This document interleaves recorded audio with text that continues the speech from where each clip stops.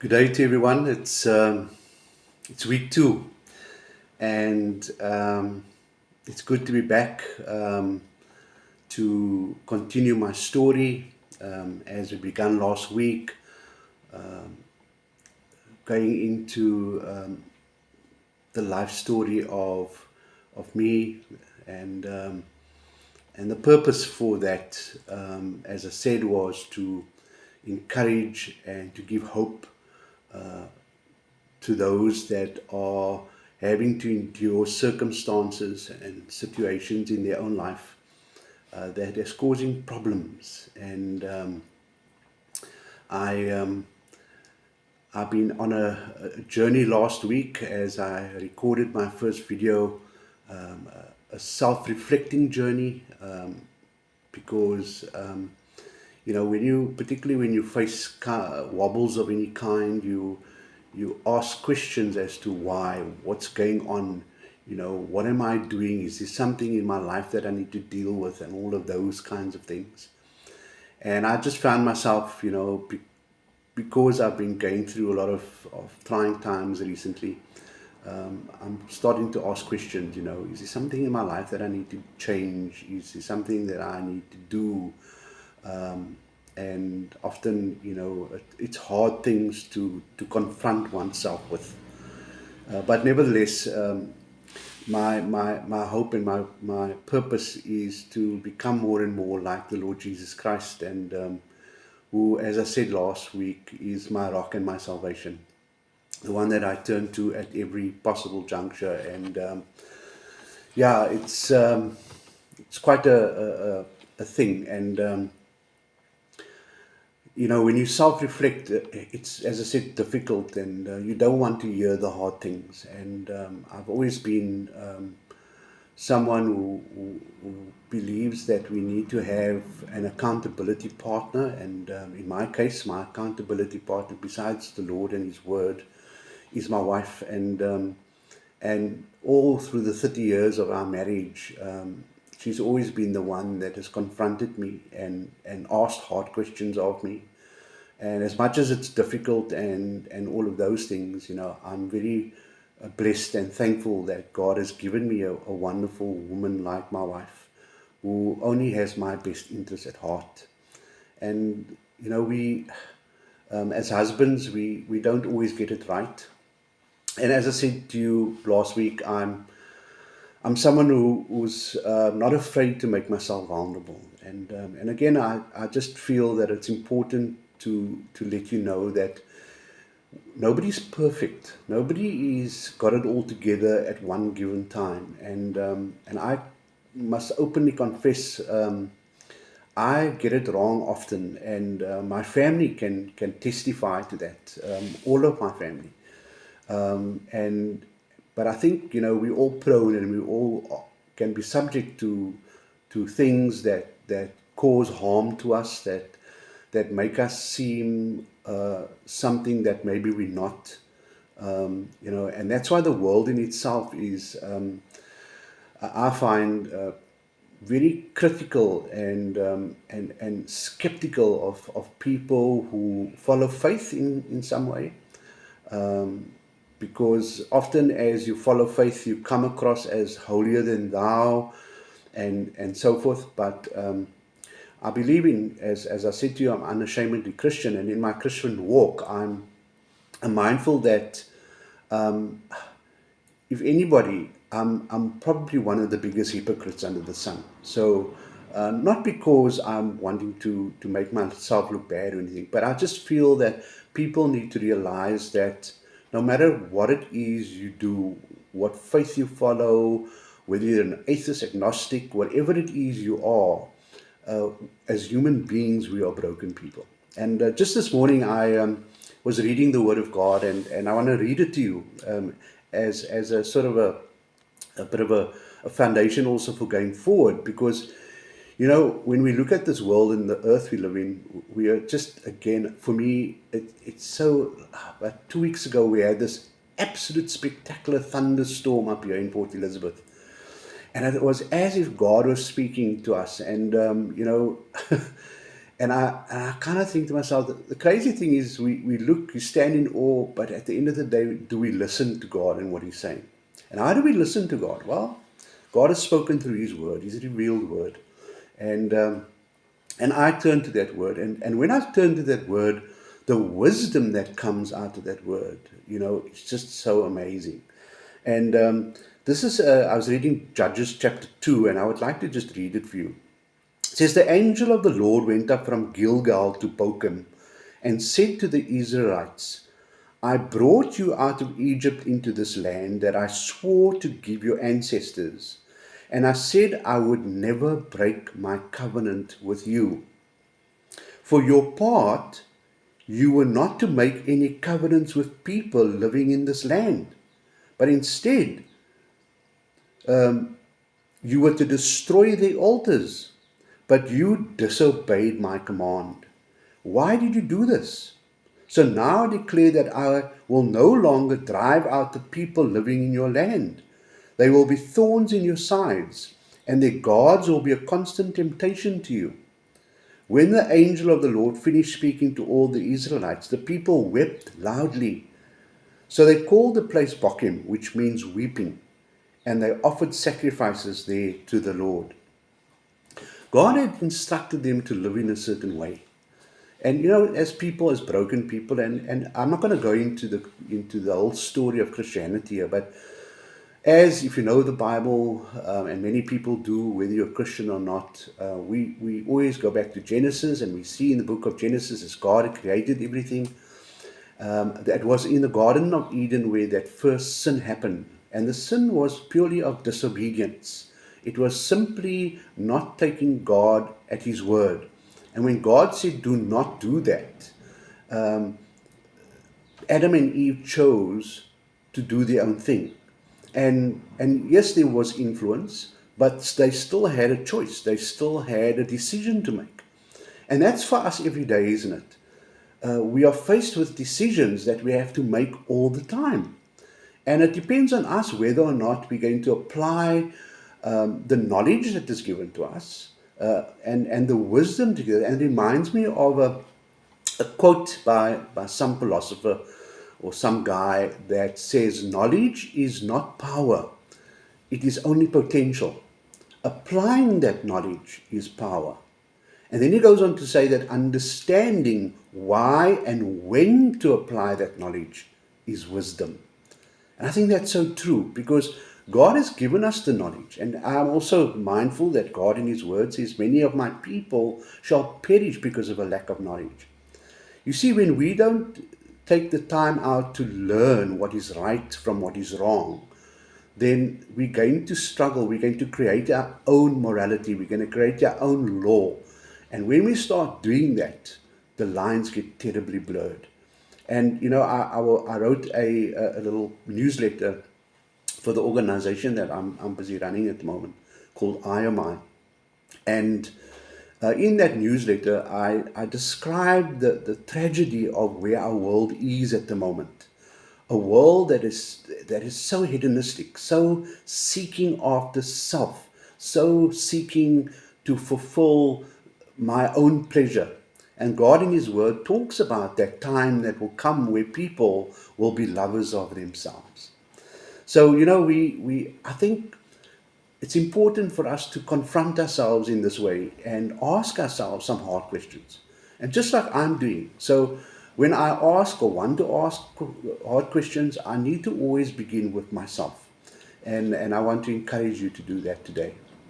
But anyway, I also want to get back to my story. And so I left off last time when I was this young boy growing up in Grassy Park, going to a lovely Roman Catholic school, had wonderful friends in my community.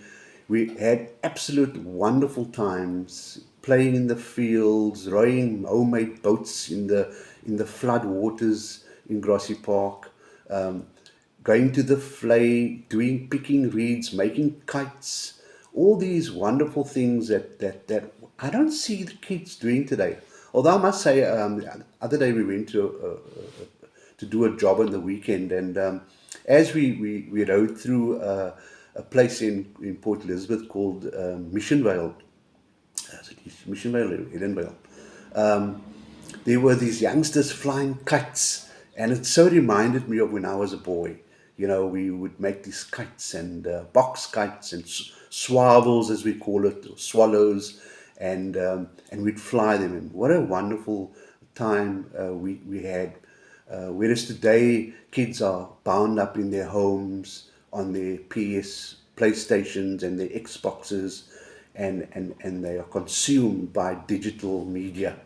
And they don't see the beauty of what's outside there often. And I know we live in a completely different world today where it's unsafe almost in a sense, the things that's happening, and all the more reason why we need to be, as parents, as adults, be responsible in teaching our children right from wrong, giving them an opportunity to be the leaders of tomorrow, not the destroyers, not the ones that steal and do all these terrible things. We just look at our own government at the moment, and not just our government, but all governments around the world, how terribly self-seeking they all are. And when it comes to serving the people, that's the last thing on their minds.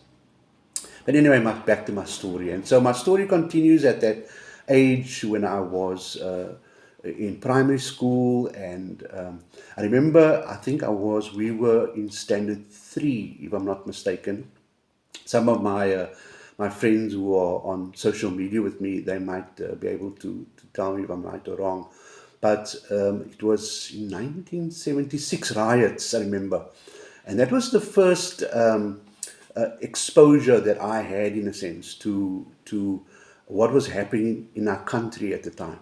The apartheid, not really, because I grew up in a mixed family, and I remember that often we, as a mixed family, we couldn't go and visit our white counterparts simply because it wasn't allowed, and they couldn't come and visit us. And I remember them often always coming in the late afternoon, sort of in times where or at night, under the cover of night, where they couldn't be seen, to come and visit and so forth. And that is the tragedy of how we grew up. And yes, when I look back on it today, it just it kind of rings really sadly for me, because in many ways nothing's changed in our country. The governments have changed, but yes, there is freedom. There's a lot that we experience that we never did, but the tragedy is that there's so much that just continued under a new government. But having said that, yes, that's when I grew up, in the days of apartheid. And at school, I remember, it was at school that day, and the riots, 96 riots happened, and there was the older kids in standard 5 at the time, and it was heard, and then it was told that they were all not going to go into class after break time. They were going to protest up at the far end of our playground at school there, along the wall, and not going to class because of what happened in Soweto at the time of the uprising. And I remember we all lined up, and then there was the standard 5s all lined up against the wall, wouldn't come down to the normal lining up to go into the classroom. And of course, then our dear old principal, Sister Alva Harris, came out with a cane in her hand, and she proceeded to walk up to the thing, and she kept saying, "Dearies, what are you doing?" And she proceeded to sort of tap them all on their legs, because canes were one of those things that were definitive in getting young children, people to toe the line. And I remember that being quite it was serious. It was funny, but it was serious because of what was happening.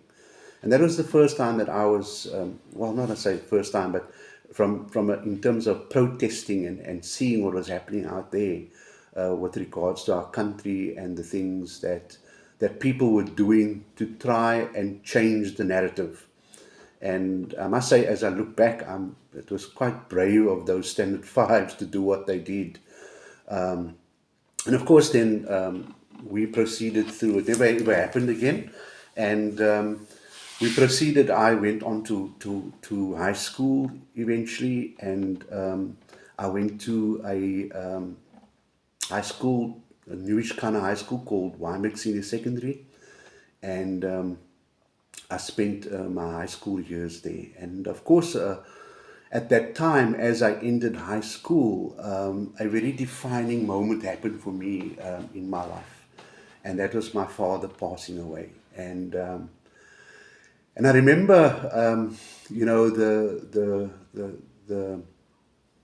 the circumstances surrounding that. My dad, well, we didn't know much, but we knew he was sick, and he went to hospital, and he landed up, having operations, and it turned out, as I remembered, that he had lung cancer, stomach cancer. Cancer had just overtaken his body, and of course he died because of that. But I remember not being very emotional in many ways, but a little bit hardened in some way. And I'm not sure why. Maybe it was because I felt some kind of antagonism towards my dad because of the things that he did. Often how he treated us, his children, and my mom. But nevertheless, it was a time of sadness for me. And of course, a defining moment, as I said, because that authoritarian figure that I had in terms of my dad no longer was there. And so, in a sense, we were left to our own devices. So it was just me and my brother and my sister, two sisters who were in that house at the time. The rest of them were married and out. And, we kind of, we never had any guiding light for us anymore. My dad sadly left us with nothing. He didn't own anything. If anything, he left my mom with some debt, and my mom had to struggle because she wasn't working. So she had to fend on a government pension, grant that she received from the government. And I remember at that time it was 220 Rand a month. And she had to bring up these two boys with this particular pension and grant that she got. So it was a tough time, it was hard. My sisters rallied around us at the time, cared for us, looked after us. There was a time when I was in high school now, I was tasted of high school, and of course the influences are different. And so the things that I experienced my parents doing, the alcohol, the drinking of alcohol and so forth, smoking cigarettes and all that, now actually became a reality for me because the kids at school were doing it, and I had nobody to keep me accountable. So it was easy for me to just slip into that kind of behavior. By standard 7, I was smoking weed, and drinking excessively, and of course, things weren't going very well. Generally, my school grades suffered. Wasn't interested in school, and remember when I got to standard 8, I literally was an addict already, and smoking not just weed, but smoking Mandrax tablets and drinking excessively, partying and that kind of thing. And I remember failing standard 8 the first year, and then the second year failed again because of my poor habits and not being interested in school. So my life was in a complete downward spiral, and of course I remember giving my mom a terribly hard time, and simply because of my behavior and being an addict at that time, as young as I was. Um, the thing was just to want to feed your habit, and of course, by the time I got to my third year of standard 8, I was completely, terribly deep in this addiction. I lived for my addiction, particularly the Mandrax smoking, and I didn't want anything else. I managed to navigate, as most young people do, with friends and experience sort of the norms of being a teenager, but at the same time locked in this terrible bondage of Mandrax addiction. And initially it was all fun and games, all fun and games. And of course, then I realized I didn't want to be at school anymore. I was in my third year at Standard 8, and eventually I thought, no, that's it, I'm leaving. I'm going to try and pass, and then I'm going to find some work or something. And which I did. I finally passed Standard 8 after 3 years, and got an apprenticeship in Simonstown Dockyard as an armament fitter. And of course, now in that first year of 1984, when I started my apprenticeship, I just want to sort of jump back for a minute, because it was also in that 80s, early 80s, that those 76 riots progressed to a great rising up of the people. And our school at the time, Wynberg Senior Secondary, became the hub for political meetings within the school system. And I remember having the countless run-ins with police, security police, coming to our school, tear gas, sunbox, all of those things that we had to do at the time. Obviously, being an addict at that time, you almost jumped on the bandwagon. So school became a no-no. Marching, protesting was again a means to get out of school for many, particularly for myself. But at the same time, being challenged by the tragedy of what was happening, and that was us living under the oppression of the apartheid government, and not being able to be free. Yeah, and it's a terrible thing not to be free. And people having to do what they did so that our lives can be different. And of course, this was what was happening in our part of the woods there in Wynberg, and yeah, it was quite a thing, quite an eye opener. It was challenging, I remember, because even though I was an addict at that time, I started to think about what was really happening, and in terms of our country being the way it was under this apartheid regime. But nevertheless, as I said, I left school, and just probably in the midst of all of that was happening, I do recall when I started my apprenticeship, I landed up hearing a lot of. And then, of course, when I was in Simonstown Dockyard, I then met people who my white counterparts, in a sense, who were sort of forced to go and do national service. And often the national service included them having to go and do battle with people in the street, and in terms of security forces and so forth. And yeah, so although I was out of the school system and out of that environment there, I was seeing it from a different side now. And yeah, it was quite crazy. But yeah, it was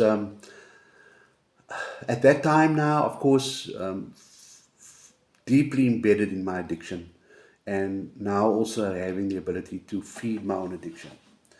But the tragedy of all that was, before I went and started work, I remember the things that I did, particularly to my mom, stealing from her regularly. And I remember one particular incident. I was so caught up, and I could remember going to her and asking her to give me some money. And of course, she says, I didn't have money. But I knew she had money, the little money that she had. And I remember lifting my hand to her one day. And God must have stopped me, because my intent was to hit the money out of her, my own mother. But God stopped me, and I thank Him for it. Because even though my mom has passed on now, and for many years, and one of the things that I remember her prayers was that God would change her son, that God would be merciful to me, and change my life.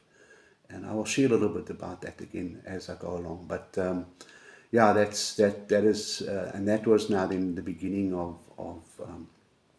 me being able to feed my own addiction and starting to get involved with a number of things also, that I'm terribly ashamed of today. And yeah, when I look back and I remember, I no longer feel guilty.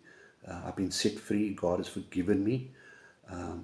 But the shame is still there of it. And so, we as you go through life and as you get older, your memories don't go. You remember always, but it's what you do with those memories. That those memories and those things shouldn't be debilitating. They should be a foundation, a stepping stone for you to overcome and become a better person.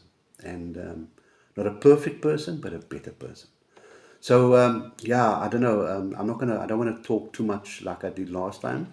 Although I realize I'm further than last time. But yeah, that is the story as it continues. And but we'll talk again next week. We'll chat again. Thank you again for listening, and I ask that you maybe like this video and subscribe to my channel. And as it, for the future, I will be making a whole number of different types of things. But I thought I'd start with my story. So thank you again for listening. God bless you all, and have a blessed day.